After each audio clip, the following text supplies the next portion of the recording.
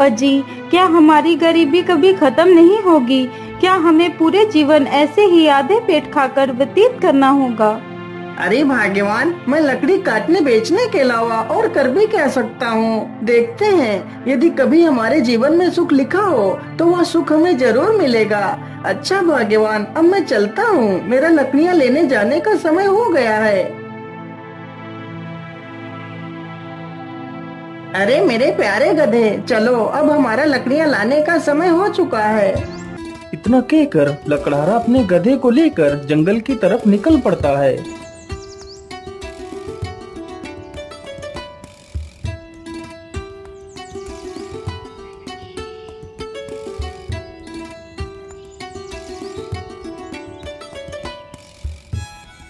मेरे हिसाब से यही पेड़ ठीक रहेगा, चलो इसे ही काट लेता हूँ।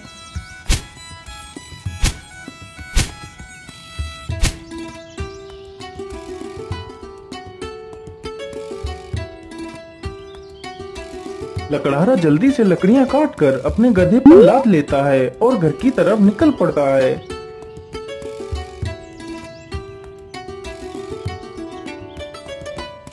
पानी पानी पानी, मेरी सहायता करो। अरे ये किसकी आवाज है? मुझे लगता है कोई तकलीफ में है, चलो चलकर देखता हूँ। लकड़हारा जल्दी से उसी ओर जाने लगता है जिस ओर से वह आवाज आ रही थी। पानी पानी पानी, मेरी सहायता करो। अरे ये क्या? ये तो एक तोता है, लेकिन यह तो पूरी तरह जख्मी हो चुका है। मैं ऐसा करता हूँ, इसे भी अपने साथ ही ले चलता हूँ। लकड़हारा जल्दी से उस तोते को उठा लेता है और उसे भी अपने साथ ले जाता है।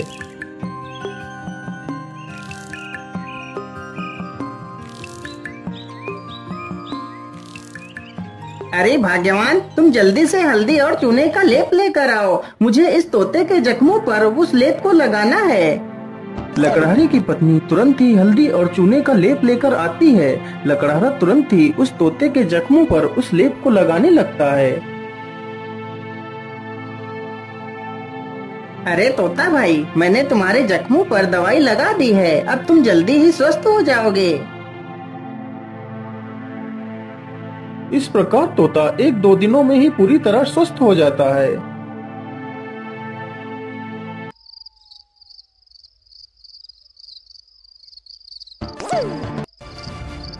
चलो आज तो इसी झोपड़ी में ही चोरी कर लेता हूँ, हो सकता है इस झोपड़ी में ही मुझे कुछ काम की चीज मिल जाए। इतना कहकर वह चोर उस झोपड़ी में घुस जाता है। तभी वह तोता उस चोर को देख लेता है। अरे मालिक, जल्दी से उठिए, देखिए चोर आ गया। अरे मालिक जल्दी उठो। अरे मालिक जल्दी से उठिए, देखिए चोर आ गया। अरे मालिक जल्दी उठो। अरे वाह, यह तोता तो बोलता भी है, तो क्यों ना मैं इसी तोते को ही पकड़ ले जाता हूँ। बाजार में तो इसकी कीमत अच्छी मिलेगी, और तो कुछ इस झोपड़ी में दिख भी नहीं रहा है। इतना सोचकर चोर तुरंत ही तोते का पिंजरा उठाता है और वहाँ से भाग जाता है।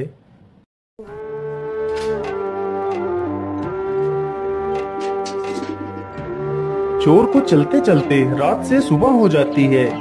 ओहो, मैं तो रात भर चलते चलते कितना थक गया हूँ। चलो ऐसा करता हूँ, थोड़ा इसी पेड़ के नीचे आराम कर लेता हूँ, फिर सोचूंगा इस तोते का क्या करना है।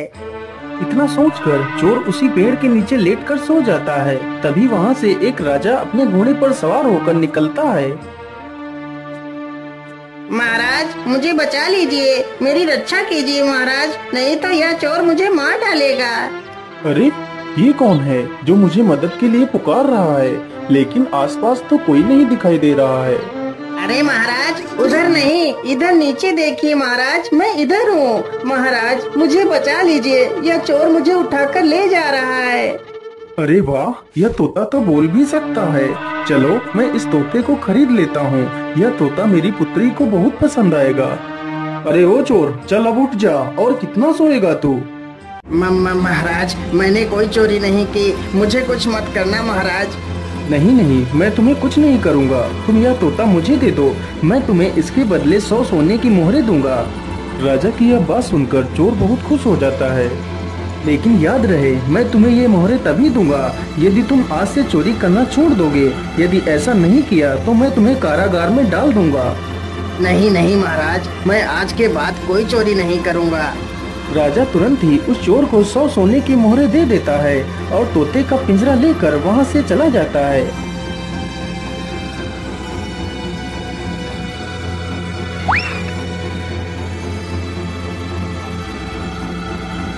अरे राजकुमारी, तुम कहाँ हो? देखो मैं तुम्हारे लिए क्या लेकर आया हूँ। अरे पिताजी, यह तोता तो कितना सुंदर है।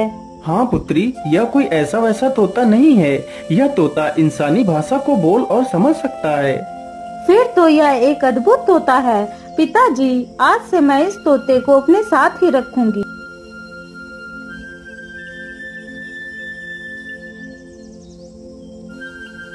राजकुमारी रोज उस तोते को अच्छे अच्छे पकवान खिलाती, लेकिन तोते को उस लकड़हारे की बहुत ज्यादा याद आती रहती थी।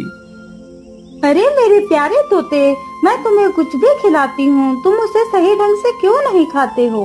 क्या बताऊं राजकुमारी जी, मुझे इस पिंजरे में कैद हुए पूरा 1 महीना हो चुका है। मेरा मन भी आकाश में उड़ने को कर रहा है, लेकिन मैं इस पिंजरे में कैद हूँ। मैं क्या कर सकता हूँ? अच्छा ऐसी बात है, तो फिर चलो मेरे साथ। आज मैं तुम्हें बाहर की सैर करा के लाती हूँ।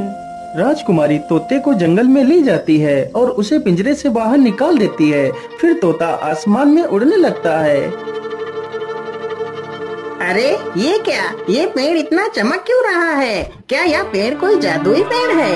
अरे राजकुमारी जी, उधर देखिए, यह पेड़ इतना चमक क्यों रहा है? क्या यह कोई जादुई पेड़ है? अरे हाँ, मुझे तो लगता है यह कोई जादुई पेड़ ही है। चलो इसके पास चलते हैं। राजकुमारी तथा वह तोता दोनों उस वृक्ष के पास जाते हैं। राजकुमारी जैसे ही उस वृक्ष को स्पर्श करती है, तभी वह उस वृक्ष में समा जाती है। यह देखकर तोता हैरान हो जाता है। अरे राम राम राम, ये क्या हुआ? राजकुमारी तो पेड़ के अंदर चली गई। मुझे जल्दी से यह खबर राजा को देनी होगी।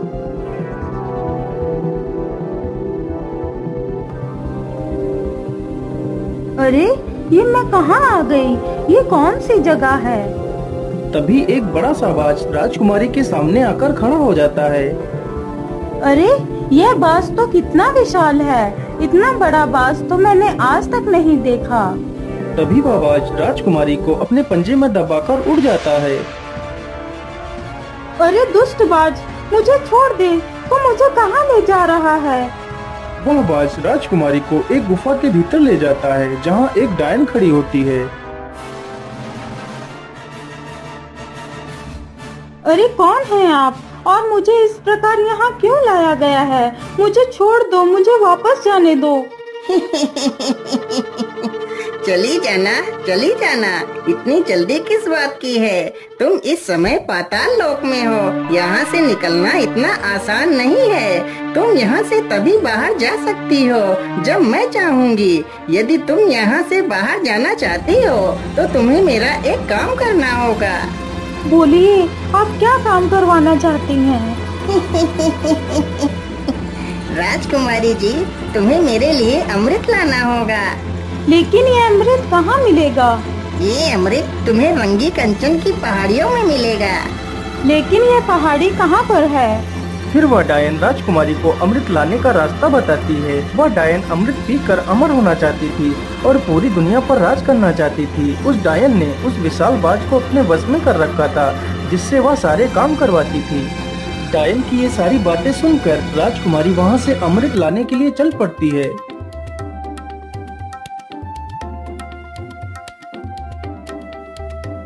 राजकुमारी अमृत ढूंढते ढूंढते उन्हीं पहाड़ियों पर पहुंच जाती है जहां पर अमृत था। मुझे लगता है इसी गुफा में ही अमृत होगा। चलो इसके अंदर चलती हूँ। राजकुमारी जैसे ही गुफा के अंदर प्रवेश करने की कोशिश करती है, तभी एक जहरीला सर्प राजकुमारी को डस लेता है और राजकुमारी की वहीं पर मृत्यु हो जाती है।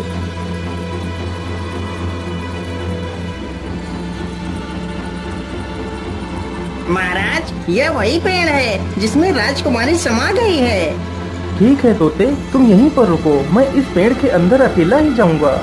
राजा जैसे ही पेड़ को हाथ लगाता है तो वह भी उसी पेड़ के अंदर चला जाता है।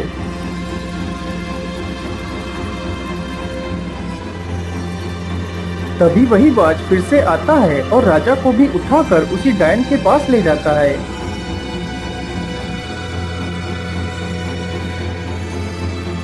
कौन है आप और मुझे यहाँ पर इस प्रकार लाने का क्या कारण है?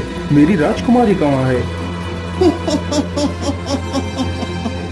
अरे महाराज, आप चिंता ना करिए, आप जल्दी ही अपनी राजकुमारी से मिलेंगे।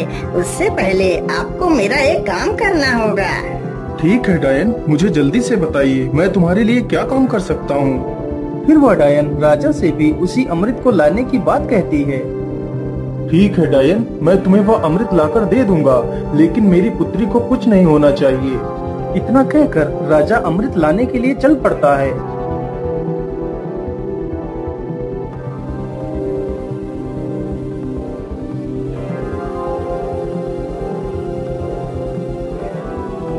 राजा चलते चलते उसी गुफा के पास पहुंच जाता है जहां पर उसकी पुत्री की लाश पड़ी हुई थी। अरे ये क्या, ये तो राजकुमारी पड़ी है, लेकिन मेरी पुत्री को क्या हुआ? हे भगवान, मेरी पुत्री को तो किसी जहरीले सर्प ने डस लिया है। इसका मतलब उस दुष्ट डायन ने मेरी पुत्री से भी वह अमृत लाने को कहा होगा। अब मैं उस डायन को जिंदा नहीं छोड़ूंगा। मुझे लगता है इस गुफा में कोई जहरीला सर्प भी है, मुझे ध्यान से आगे बढ़ना होगा। इतना कहकर राजा राजकुमारी को वहीं पर छोड़कर आगे बढ़ता है। तुम्हारी हिम्मत कैसे हुई इस गुफा में आने की? मैं तुम्हें जिंदा नहीं छोड़ूंगा। सर्प जैसे ही राजा को डसने के लिए आगे बढ़ता है, राजा तुरंत अपनी तलवार से सर्प के 2 टुकड़े कर देता है। दुष्ट, तूने ही मेरी पुत्री को मारा है, मैं भला तुझे जिंदा कैसे छोड़ सकता था? इतना कहकर राजा गुफा में आगे बढ़ता है। राजा जैसे ही आगे बढ़ता है तभी एक तीर बहुत ही तेज रफ्तार से राजा को छूकर निकल जाता है। तभी राजा अपने कदम पीछे ले लेता है। अरे ये क्या, इस गुफा में तो तीर की वर्षा होने लगी। अब क्या करूं, अमृत तक कैसे पहुंचूं? फिर राजा तीर चलने की प्रक्रिया को ध्यान से देखता है। अरे ये क्या, जब एक तीर इस दिशा से उस तरफ जाता है तभी दूसरा तीर उस दिशा से इस तरफ आता है। इसका मतलब यदि मैं एक एक कदम आगे बढ़ाऊं तो मैं अमृत तक पहुंच सकता हूं। इस प्रकार राजा अपने बुद्धि के बल पर उस चुनौती को भी पार कर जाता है।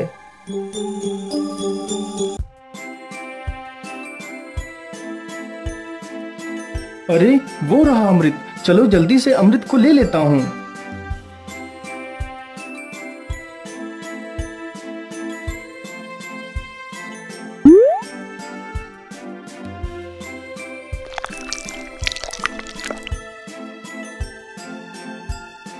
मैं ऐसा करता हूँ, पहले मैं इस अमृत को अपनी पुत्री को पिलाता हूँ।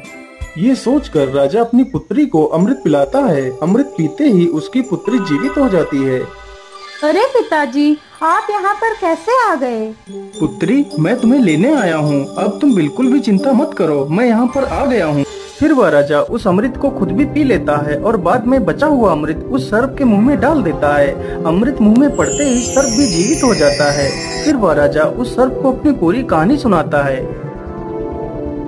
मैंने तुम्हें इसलिए जीवित किया है ताकि तुम फिर से इस अमृत की रक्षा करो।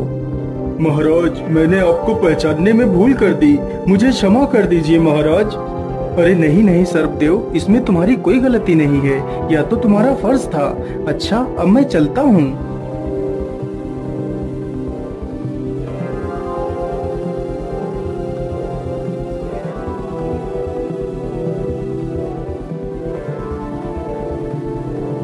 राजा उस बोतल में अमृत के स्थान पर एक तालाब से साधारण जल भर लेता है और डायन के पास पहुंच जाता है।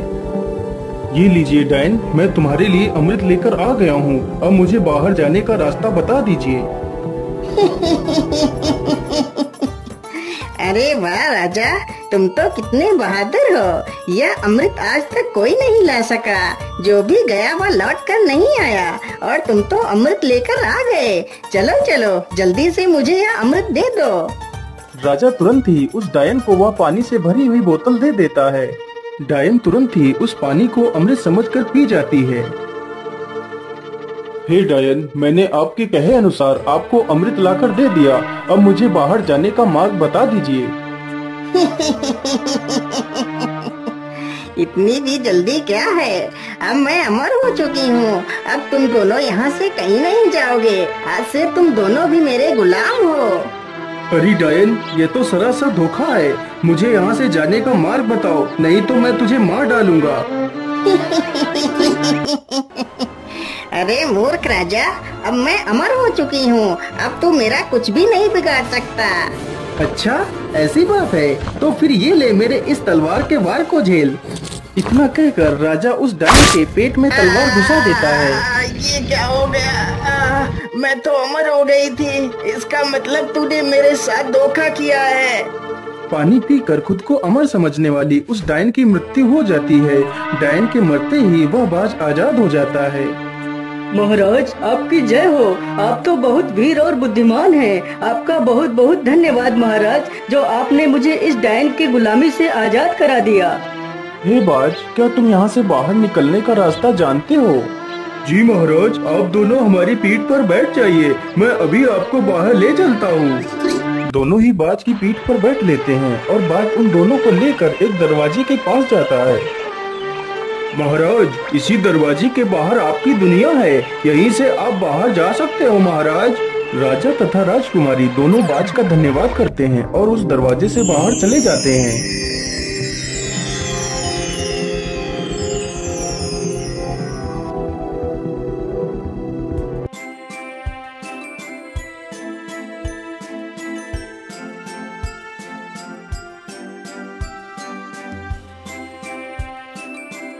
हे तोते, यदि आज तुम ना होते तो मैं कभी भी अपनी पुत्री को नहीं पा सकता था, इसलिए मैं तुमसे बहुत प्रसन्न हूँ। आज तुम मुझसे कुछ भी मांग सकते हो।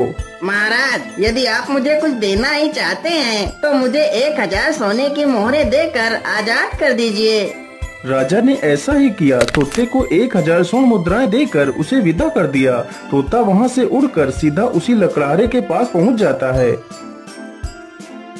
मालिक, देखिए मैं आ गया और आपके लिए कुछ उपहार भी लेकर आया हूँ।